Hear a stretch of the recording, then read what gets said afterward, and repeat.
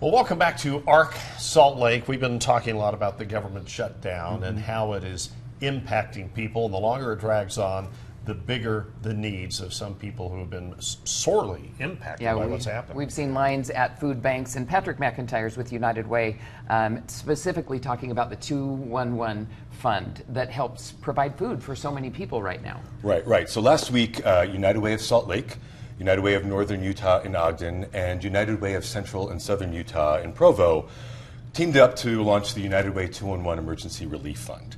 And initially, we shared that call volume and requests for help via our channels online have gone up by 25%. Well, that has now gone up to 90%. Yeah. Oh, wow. Just that So short a amount of growing time. number of families are increasingly impacted by the shutdown. We're seeing that demand for help.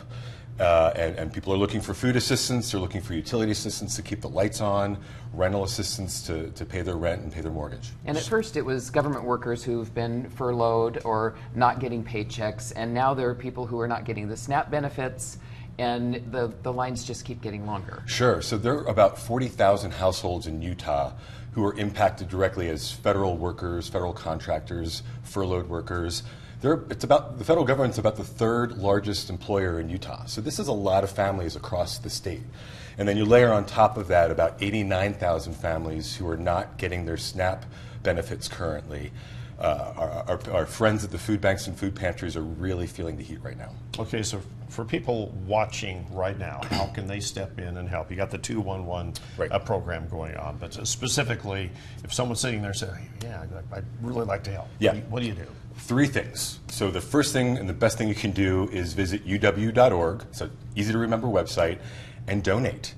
We're partnering with service providers from Logan down to Iron County, helping people with their rent and their utility assistance and food. So we really are calling for everyday Utahns, philanthropy across the state, and the business community to step up. Specifically with the business community, if you have monthly customers, so you're a bank that has a mortgage or auto insurance, utilities, think about how you can extend some grace to your customers who are impacted right now.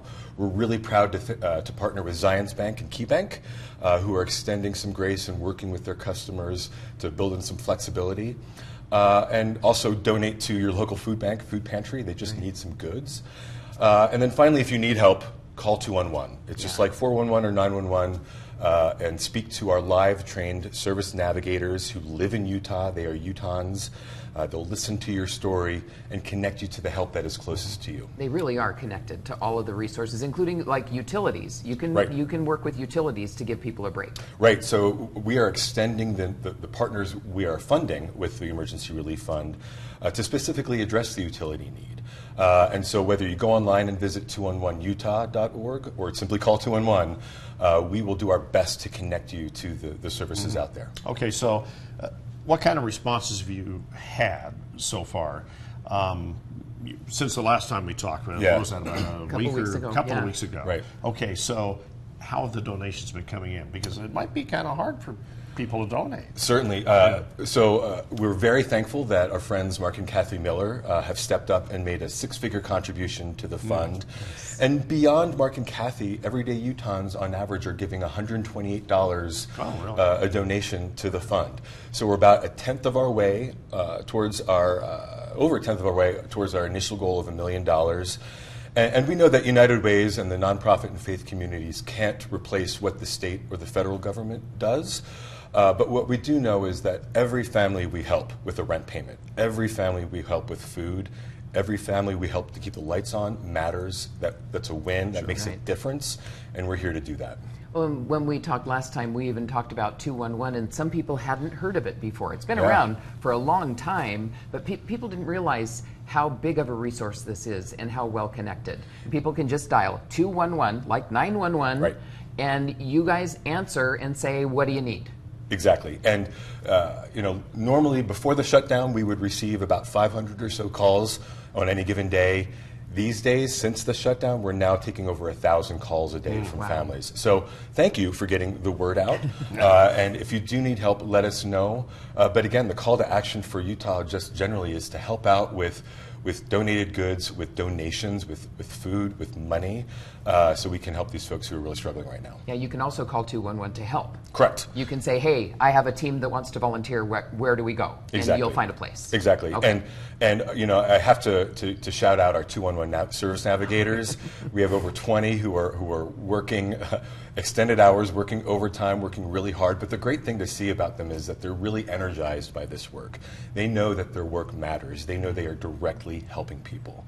And so while it's hard work and it's getting longer and longer as the call volume and the requests for help go up, our team's really energized and really appreciative to do the work. Okay, explain how United Way comes into all of this. I mean, you have your different food pantries Sure. out there and things like that. So where do you guys fit in all of that? Yeah, so United Way actually runs the 211 Service Navigation Right. Center. So we have service navigators in both Salt Lake and Provo. And so that's a significant program that United Way delivers and why we are issuing this call to action. And on that second note, people know and trust United Way. Our role is to kind of get the word out there and raise the resources to fuel this work. And coupled with giving donations or grants to about 10 partners, anywhere from Ogden down to St. George, that's our role at United Way, is to help fill in the gaps and help people where we can. So if a food bank in Logan is short, you guys can help them out. Yes, Or the Utah Food Bank or any of the pantries. Yeah, so our approach is to kind of roll out partners as we grow. And so we're hoping that as we raise more money, we can extend the reach to more partners across the state. Right. So right now it's from the Jansen Food Bank in Ogden down to Tabitha's Way in Spanish Fork to Crossroads Urban Center here in Salt Lake. We're now partnering with about 10 service providers across the state. We definitely want to grow that number as the resources grow and as we have more money to grant out. Has this been one of the biggest efforts you guys have had to organize in recent memory? I know we had another shutdown, but yeah. Is this one of the biggest? As far as we know. Yeah. As far as we know, our data systems have shifted over the years, but based on what we currently have at our disposal, this is the most call volume we've ever had. Okay, such an increase in demand, Yeah. and you're helping more and more people. Thanks so Thank much you. for what you guys are doing, and we hope more people help out. Thank you so much. Yeah, we appreciate that. Yeah,